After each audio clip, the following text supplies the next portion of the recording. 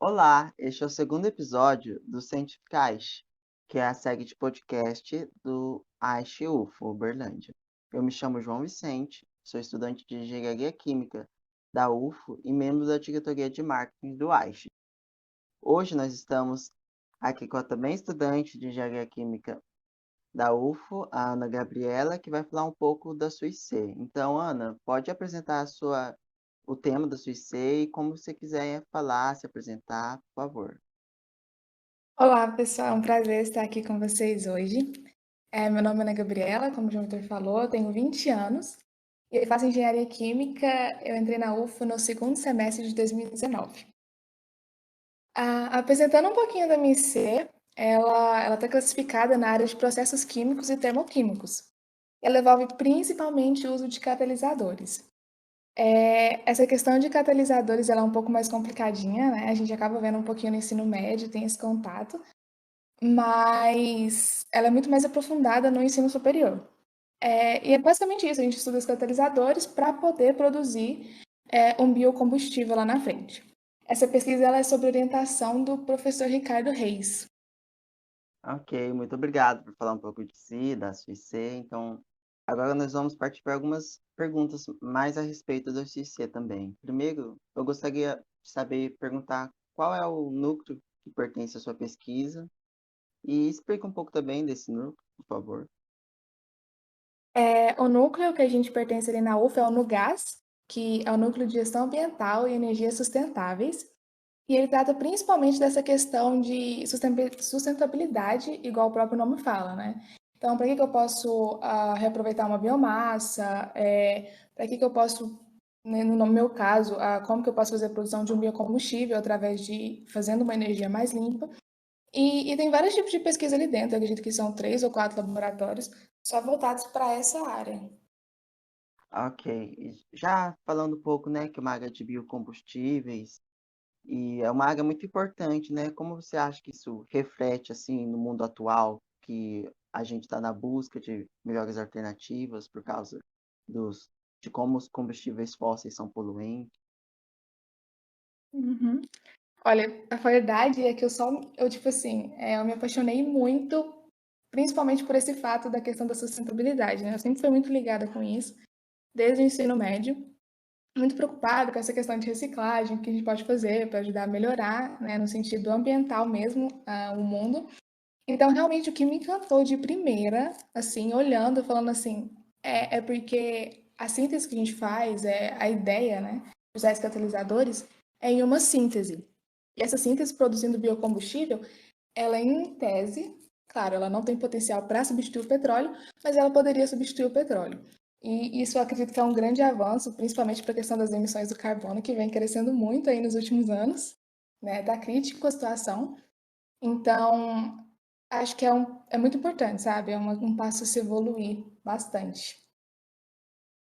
Com certeza, concordo, principalmente, né, a situação do mundo que cada vez mais se agrava, a busca por melhores alternativas e como os efeitos da atividade humana atual têm causado, né, é uma atividade muito importante a sua pesquisa. Agora, eu gostaria de perguntar que, né, a UFO tem vários laboratórios, principalmente na engenharia química. Então, como que é trabalhar nesses laboratórios? Então, é uma questão de muita responsabilidade. Principalmente no laboratório que eu tô, a, assim, os equipamentos, tem equipamento lá de R$ 180.000, tranquilo. E aí, de repente, teve um dia que eu quase derramei água, e aí eu falo o sistema inteiro, sabe? Então, assim, acho que o que define ali a questão de trabalhar no laboratório é ter responsabilidade. Mas eu gosto muito. Se eu pudesse ir para lá todos os dias, até para ficar estudando dentro do laboratório, eu ficaria. Mas é tranquilo, você tem que saber lidar. E eu acho que para quem quer ter essa experiência é muito bom. Com certeza, concordo. O ambiente de laboratório é muito legal, tem muitos equipamentos, a gente, né, conhece coisas novas. Então, agora a próxima pergunta. Como você acredita que a sua IC te ajudou no seu crescimento pessoal, profissional? Como tem ajudado também, né, nessa parte pessoal e profissional? Então, a questão do crescimento pessoal mesmo foi muito do trabalho em grupo. Lá a gente tem uma equipe grande e a gente tem que aprender tudo para depois repassar, né? Então, a primeira coisa que a gente aprende é, tipo assim, você tem que pensar muito antes de você encostar em qualquer coisa. E eu acho que isso é uma coisa que eu vou levar pro resto da vida. Até hoje mesmo eu fui mexer no computador que não era meu. Eu falei assim, não, gente, preciso pensar antes de ficar colocando na mão. Mas a questão da responsabilidade que eu citei ali atrás, ela é realmente muito essencial. A questão do compromisso também, porque se você não tiver compromisso com aquilo que você está fazendo, não, não vai para frente, sabe? Você não vai aprender, você vai gastar o seu tempo, vai gastar o tempo do seu orientador, das pessoas que estão do seu lado, e, e é isso. Além disso, também, você tem que confiar muito aprender a confiar no trabalho dos outros, né? E se é alguma coisa faz assim, se você não concorda com alguma coisa, chegar e falar, olha, não concordo muito com isso. Será que a gente não podia fazer diferente? Não seria um jeito mais legal? Porque no final, se alguma coisa acontecer ali, é responsabilidade de todo mundo. Não tem como você falar assim, ah, foi fulaninho só e é culpa sua, você, né? Seu problema. No final é de todo mundo. Outra coisa muito interessante que eu vi, que, tipo assim, que eu evolui muito, foi nesse pensamento crítico. Não pensamento crítico, mas de buscar uma resposta. Eu vou até citar, posso citar um exemplo que aconteceu um dia? Com certeza, pode citar. Então, teve um dia que a gente estava fazendo a análise. Para a gente fazer a análise, descobrir quais componentes a gente está formando, a gente precisa passar por um, a gente precisa passar por um cromatógrafo. Para quem não conhece, ele faz as análises de, nesse caso, de produtos gasosos. E aí a gente tem que fazer uma calibração. Quando você vai fazer a calibração, você tem que antes saber quais produtos você está colocando. Então, você vai ver o tempo que vai sair o produto, o tamanho da área, que corresponde à quantidade de produtos que está formando. E aí, eu e outro mestrando, a gente foi fazer isso, né? A gente ficou quase o dia inteiro. E a gente chegou lá, a gente estava olhando os gráficos que estava formando. Falou assim, não, a gente está dando errado. Tem alguma coisa errada, isso não pode estar, esse tempo está errado, essa área está errada. Isso que a gente tinha passado o dia inteiro. Demorou. E eu falando, gente, pode ser qualquer coisa, né? Pode ser uma válvula que está fechada, alguma coisa que queimou. E você nunca sabe, então você tem que pensar em todas essas possibilidades. E aí, de repente, olhando aqueles gráficos e falando assim, gente, esse produto está trocado. Eu não vou citar os produtos agora porque eu realmente não lembro. Mas, e era simplesmente isso. Um produto a gente estava colocando como se fosse o outro. E aí resolveu todos os problemas, a gente conseguiu fazer os gráficos depois bonitinho. E eu fiquei encantada pelo pensamento analítico, sabe? Pela questão de conseguir indagar um problema e tentar buscar uma solução para aquilo ali mesmo, para mim mesma. Eu acho que era uma coisa que eu não fazia antes. E, assim, para mim isso foi o auge, assim, da minha IC nos últimos tempos. Foi muito bom, me senti muito realizada. Aí quando isso acontece, né, quando ela não sai conforme esperado, a gente fica um pouco desesperado. E é bom saber como você lidou com essa situação. Agora, a gente vive, né, um momento muito diferente na história humana, que a gente não esperava, né, uma pandemia. E isso mudou a nossa rotina, o modo que a gente fazia as coisas, e com certeza também afetou a pesquisa, né? Então, eu gostaria de saber como tem sido realizar a iniciação científica durante esse período de pandemia que nós estamos vivendo. Então, eu não vou falar que não atrasou, porque atrasou sim. Atrasou muita coisa, a gente ficou muito tempo parado em casa sem saber o que fazer. E a gente só voltou agora, realmente por motivos exteriores, porque senão provavelmente eu também não teria voltado. Mas tá sendo muito difícil, porque pela questão do controle de quantas pessoas podem ir, que você não pode ir mais de 2 vezes na semana, você tem que saber exatamente quem vai e quem pode te ensinar. Então, por exemplo, você falava assim, eu quero ir na quinta. E aí ela falou assim, a pessoa que te ensinar não podia ir à tarde, porque senão ia estar uma quantidade maior de pessoas do que o necessário. Então está sendo muito difícil, né? Principalmente porque o laboratório é um lugar fechado, né? Não tem tanta ventilação. Principalmente por causa dos equipamentos que tem lá, que quando eles são ligados, eles precisam de ar-condicionado, então é um perigo ainda maior. E é questão também da confiança de saber quem você está trabalhando, se a pessoa não está saindo para tudo quanto é lado. Mas eu não vou falar que eu tô gostando, não. Tá horrível. Imagina, é uma situação muito tensa, né? Ter que estar nessa situação com um inimigo que é invisível, a gente não consegue saber, não consegue fazer nada contra ele. Precisa, precisa ter muito cuidado mesmo. Então, falando disso, né? Como que é quando geralmente você trabalha sozinha, se precisa dividir o espaço com alguém, como que isso acontece? Tem mais pesquisadores no lugar? A gente raramente trabalha sozinho ali dentro do laboratório. No nosso especificamente é porque tem muitas questões técnicas. E por essa questão da pandemia mesmo, a gente não ficou totalmente independente. Então, dependendo das coisas que a gente quer fazer, ou do que a gente precisa fazer, a gente ainda precisa de alguém que ou vai olhar ou que vai ensinar e falar assim, não, é assim. Então, praticamente nunca sozinho, só alguma coisa básica mesmo que a gente faz sozinho. A questão de dividir o espaço é bem pequeno, bem fechado. É tranquilo, o pessoal é bem compreensivo, o pessoal não fica invadindo. E principalmente o pessoal do laboratório que eu participo, eles são muito extrovertidos, fazem muita piadinha, nem parece pesquisadores sérios, sabe? A gente se diverte bastante ali dentro. Então, sempre foi muito bom. A questão dos equipamentos é a gente questão de organização mesmo, essa divisão, porque você vai ligar um gás, você tem que falar assim, gente, alguém está usando esse gás? Alguém está mexendo na válvula para não vazar, né? Então, é muito bom e também tem que ter muita essa responsabilidade de organização. É isso. É, com certeza, né? Ainda mais nesse momento que a gente vive, né? E essa pesquisa que você faz, né, tem alguns momentos que pode ter temas que ainda não foram adquiridos na graduação, mas você já utilizou alguma coisa que viu na graduação, nessa sua pesquisa? Olha, então, eu fui meio apressada do que as pessoas normais, mais que as pessoas normais, né? Acabei entrando no segundo período. Então, área técnica praticamente zero que eu tinha. Até hoje eu não tenho tanta, mas com certeza mais do que antigamente.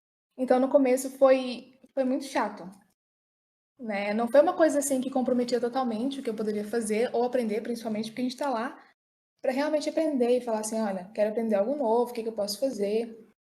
Mas a questão de ler artigo, a questão de entender todo o mecanismo orgânico do que estava acontecendo, eles pegam muito também a parte de termoquímica, né? Para explicar a reação. Então, ficou um pouco chato, porque eu não sabia. Hoje eu entendo bem, mas não é nada como se eu tivesse estudado, feito a matéria já. E eu acredito que eu poderia ter esperado mais um pouco para aprender alguma coisa a mais, né? Então, as matérias que eu ainda não vi não prejudicam, né? Se você quer realmente fazer uma IC que já está mais à frente, compensa muito, porque você vai aprender muito e já vai estar com uma base bastante legal quando chegar na graduação. Mas muitas vezes é só o desespero, sabe? Porque, eu não sei como é que faz isso, eu nunca vi isso, tem que fazer um mecanismo diferente, o que que tá dando, por que que tá dando, muitas vezes explicado por questões termodinâmicas que você não vai saber, né? E muitas vezes você ouve a coisa e ela não entra na sua cabeça de jeito nenhum, e aí você fala assim, não vou aprender isso nunca. Então, é um desespero que muitas vezes não compensa. Mas, eu gosto muito das pessoas que eu trabalho tipo assim, tem um colega que ele sabe muito e ele sempre esteve disposto a ajudar. Uma coisa muito legal foi eu aprendi em física experimental 1, a questão lá de linearização de função, e no outro dia o meu colega foi explicar para mim como é que fazia. Ele sentou comigo na frente do computador e falou assim: a gente está linearizando para achar o alfa aqui do gráfico, para acontecer não sei o que, não sei o que. E eu fiquei muito feliz porque eu tinha visto já e eu realmente entendi o que ele estava falando. Então foi muito bom. Mas é basicamente isso. Se você não tiver visto, mas quiser muito, compensa também. Que como é legal ver que matérias, né, do ciclo básico sendo aplicadas numa pesquisa tão avançada que a gente compreende a importância de ver aquilo e depois ter noção daquilo, né? Sim, as coisas realmente acontecem na vida real. E muitas vezes a gente fala assim, não, nunca mais vou ver isso. Que dica você tem para alguém que, né, geralmente na engenharia química muitos pegam uma pesquisa que ainda não viram tantos conceitos. Que dica você tem para uma pessoa que chega assim: "Ah, eu não vi isso"? A primeira dica é não fica desesperado. Eu cheguei já a ficar desesperada, eu ficava ansiosa e tudo mais, principalmente quando o orientador pedia para apresentar alguma coisa, porque os artigos eles são muito técnicos. E a minha dica é para você sentar e conversar com alguém que conhece daquilo, que entende, e de preferência você se apoiar em uma pesquisa que você vê que tem alguém que realmente vai te ajudar. Né? Porque se for você por você mesmo, provavelmente você vai se estressar, ficar com a cabeça quente. Muitas vezes não compensa todo o pequeno aprendizado pela dor de cabeça que você vai ter. Então é isso, procura alguém que conhece ou procura em algum lugar que você sabe que vai ter aquele apoio. Eu não sei se tem isso, mas, por exemplo, artigos mais em português ajudam muito. Então, tenta procurar algo em português mais básico. E é basicamente isso. Ok, muito obrigado, porque, né, muitos estudantes pegam mais C e daí vem uns temas que ainda não conhecem e ficam um pouco desesperados, então as suas dicas são valiosas para ajudar esses estudantes. Agora, seguindo, né, a gente sabe que as atividades das universidades federais às vezes sofrem corte em verbas e pode afetar, né, alguma pesquisa, algo. Então, eu gostaria de saber se em algum momento as suas atividades foram comprometidas por causa de falta de materiais. Olha, eu acredito que nesse sentido aí, o laboratório do Ricardo, ele é bem beneficiado. Não vou dizer para você que a gente tem tudo e que qualquer coisa que a gente quiser a gente vai ter. Mas o Ricardo, ele tem vários patrocínios exteriores, né? Então, como vem o dinheiro de empresa privada, muitas vezes o material a gente não tem o comprometimento de não ter mesmo, né? As coisas que acontecem é que a gente tem que aproveitar coisas que muitas vezes a gente tem lá há vários anos, porque você não pode ficar comprando coisas que você já tem. E aí, por exemplo, a gente tem que lidar com uma válvula que já está mais enferrujada ou está mais difícil de mexer. Então, você quer fazer, por exemplo, uma vazão de 6 ml por minuto. Pode demorar 2 minutos, você pode demorar 30 minutos tentando fazer essa vazão. Provavelmente vai sair o mesmo resultado, mas a questão é que é tempo, né? É muito essa reutilização de coisas que muitas vezes a gente poderia ter melhor, sabe? Mas acho que nesse sentido a gente, naquele laboratório, tá tudo tranquilo. Ah, é bom saber disso, porque muitas pesquisas, né, são afetadas por esse corte de verba e são tão importantes como todas e fica difícil para terminar, né? Essa questão, ela é muito importante ser debatida e discutida, e acredito que quanto mais pessoas vierem falar assim, olha, está acontecendo isso dentro da universidade, ainda mais com esses cortes que está tendo agora, então realmente não tem como continuar a pesquisa. Se faltar um reagente, provavelmente para tudo, então é muito chato. É, com certeza imagino. E agora eu queria saber como que foi essa busca, né, pelo IC, como você descobriu esse tema, se interessou? Então, eu diria que foi mais um golpe de sorte. Eu não sei se foi sorte, mas o pessoal mesmo do AISH, eles compartilharam no grupo, quando eu tinha acabado de entrar, um edital que esse professor estava fazendo. E aí eu nem conhecia o professor, nem conhecia a área, não conhecia nada. Eu sabia que eu queria algum IC, porque eu já tinha feito algo no ensino médio, mas não era nada muito assim, nossa, eu preciso. E acabou que eu li o tema e falei assim, nossa, é muito interessante, acho que vale a pena tentar.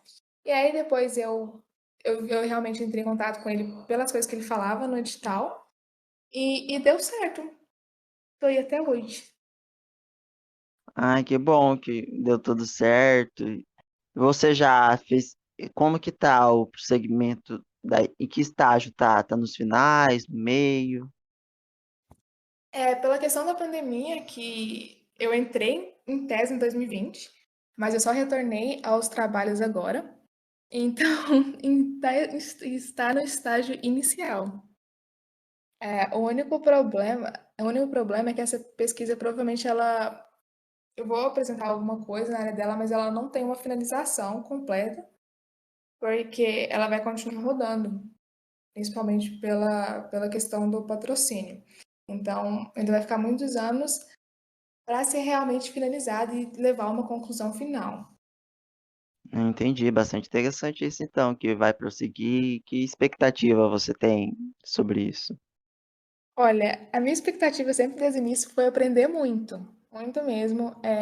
Nem questão de eu querer muito publicar, apesar de ter que esperar um pouco agora, tudo que está acontecendo, porque realmente está indo em passinho de formiguinha.